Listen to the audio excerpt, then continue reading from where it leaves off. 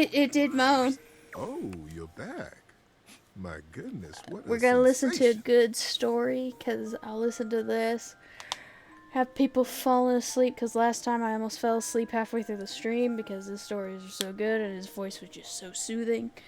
I'll see if I can make it through the full story. If I can't, well, I'm going to bed early because this. I'm sorry, this music in the background and his voice makes me sleepy.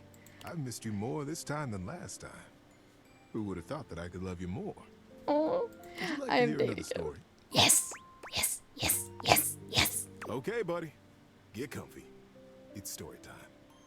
yes. This is the story of the tiny octopus and the underwater Olympics.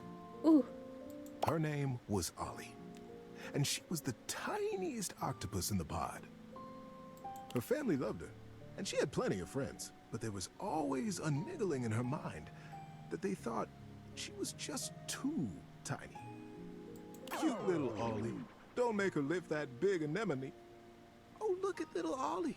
There's no way she can reach that big, tall kelp tree.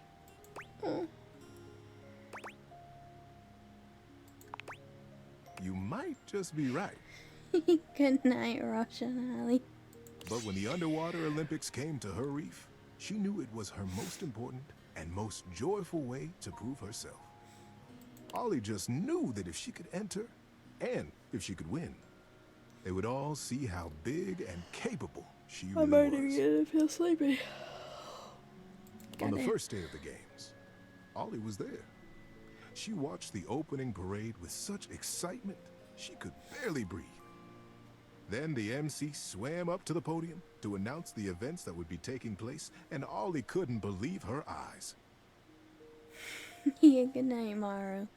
The MC was none other than Click Clack Carruthers, the I'll see how bombastic long I'll and last. amiable crab who ran the General Mercantile Store back at her reef. This was surely a good sign. When she heard him announce the perfect event for her, she would know it. And she would talk to Click Clack, and he would help her. Olly waited and waited. It seemed there were 1,000 events at the games, from sand racing to bubble ballet. But she finally heard it. The rock toss. Competitors chose rocks as big as they could find and heaved them over their heads in a dazzling display of strength. Whoever heaved the biggest rock the furthest would be declared the winner.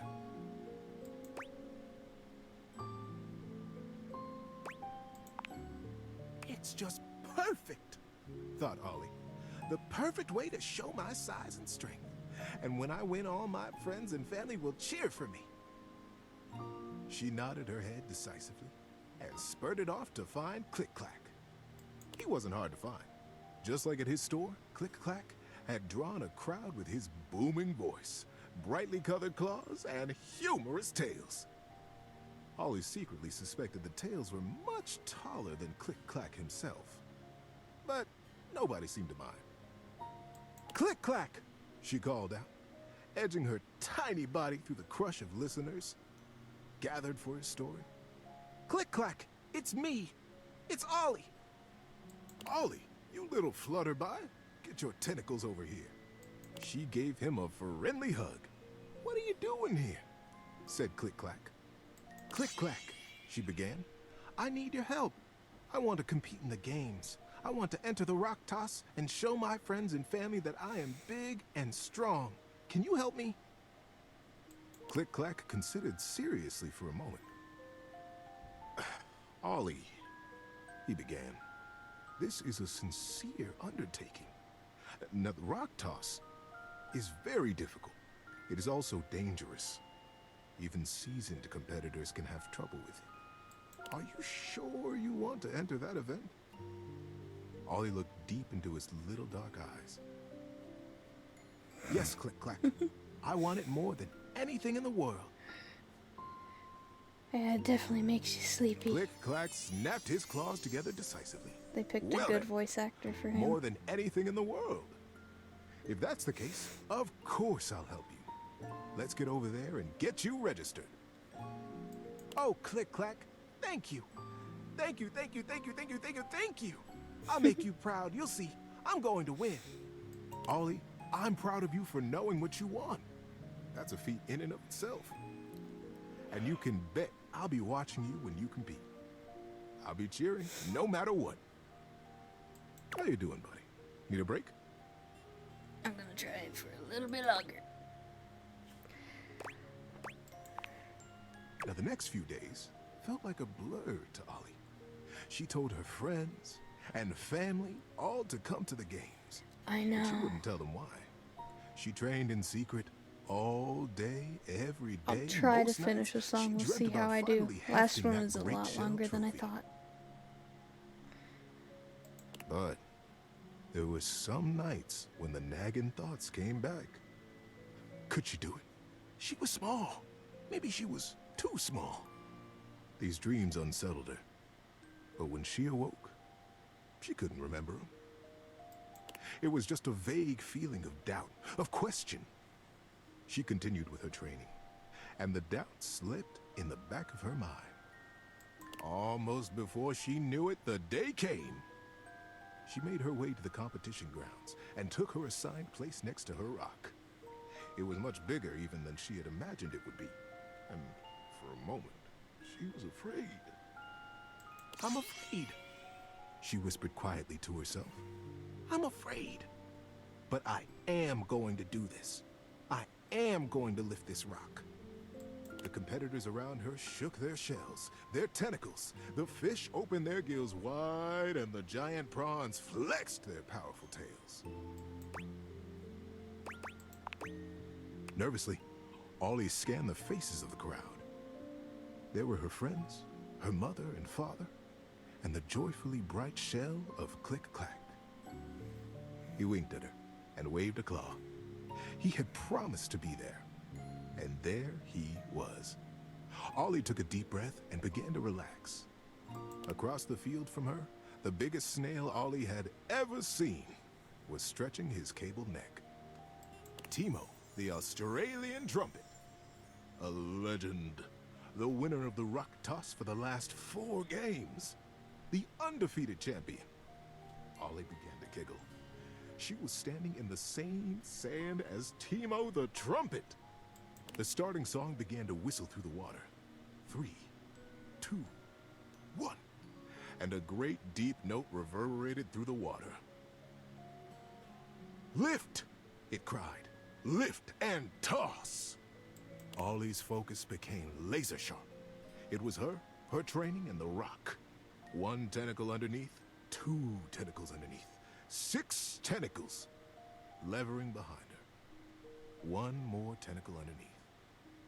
She shifted her little body, wiggling her tentacles under the huge stone, and pressing as hard as she could down into the shifting sand to leverage the great weight up over her head. She strained and gritted her beak. She drew on all those moments she had felt too small, and all those moments she knew she was big. She was strong, and she was just right. And up it went. She knew she was working, but that stone, that stone almost seemed to be floating above her. 1 more step, just a huge heaving toss, and she would have done it. She began to arch her tentacles back, winding up for the throw, when suddenly, across from the field came a sickening crack, oof, and a loud, deep yell of pain. Ollie's focus jerked to the source of the sounds, and found Timo the trumpet pinned under his gigantic rock. Somehow, the projectile had slipped, cracking his shell and driving his body deep into the sand. Click-Clack was rushing down from the stands, trying to bring order to the mass of creatures that had gathered to try to free Timo from the crush. But they couldn't. The stone was bearing down on his shell and had buried its ends in the sand. Nobody could get a grip on it, and nobody but Timo could have lifted a stone that heavy. He was trapped. Ollie could hear his pained yells becoming more frightened. Creatures bustled around him, speaking over each other and ineffectually pushing on the stone. And then she saw it. Between the edge of the stone and the edge of Timo's shell was a gap. A tiny gap. So small no one else had even noticed it. If she could just get in there and create even a little bit of space for him, Timo would be able to lift the stone for himself. We'll see. In a flash, she had made up her mind. She let her hard-lifted rock slip from her grip and rushed across the field in a little purple blur. She darted around and through the crowd until she found the gap and inched her way into the dark recess. Timo! Timo, can you hear me? Timo's eyes were frantic, his breathing fast and thready. Yes, he finally croaked. Yes, I can hear you. Who are you? How did you get in here? My name is Olly. I came in through that little gap there. She pointed it out, and his eyes goggled. You got through that? He marveled. I thought I was alone. Well, you aren't. Not anymore. Now listen, we're going to get you out of here. I can't lift that whole stone, but I can lift a little bit. If I give you a little bit of space, can you do the rest? You can lift this at all? Timo the Trumpet, the undefeated champion, stared at little Olly in the dark water with shock on his face. Yes, I can. I had already lifted my rock for the competition. You were in the competition? Timo said quietly. I didn't even see you. I'm sorry. Olly smiled. It's okay. It happens all the time. But you can see me now, and we have work to do. Are you ready? Timo took a deep breath and a swallow. Yes, Olly. If you can lift a little bit, I can do the rest. And so together, the biggest creature and the smallest one began to push.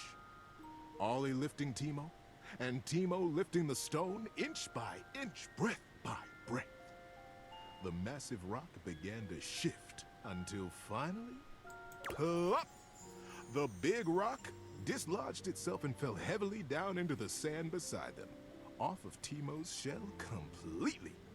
The crowd began to cheer wildly. Timo! He has done it again! He has rescued himself! Timo breathed heavily and smiled.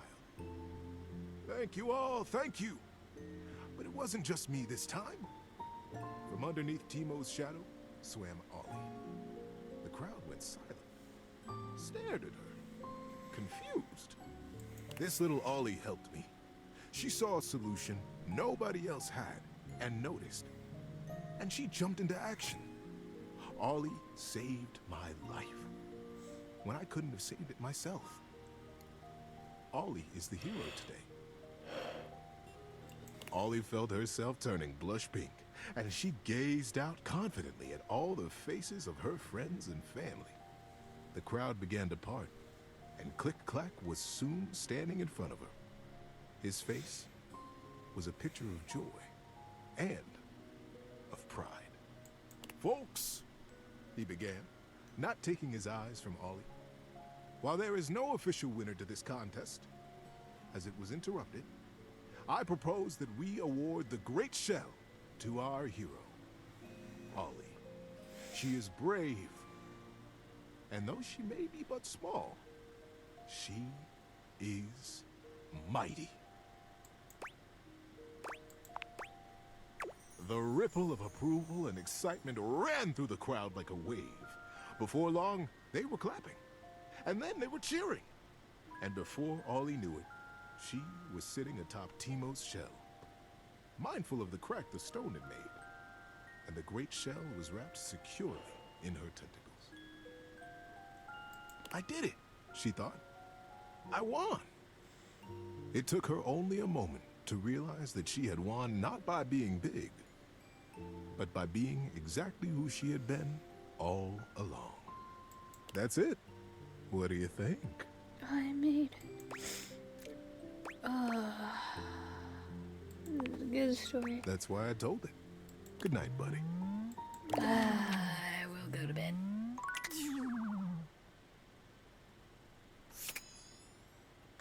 I was snoring.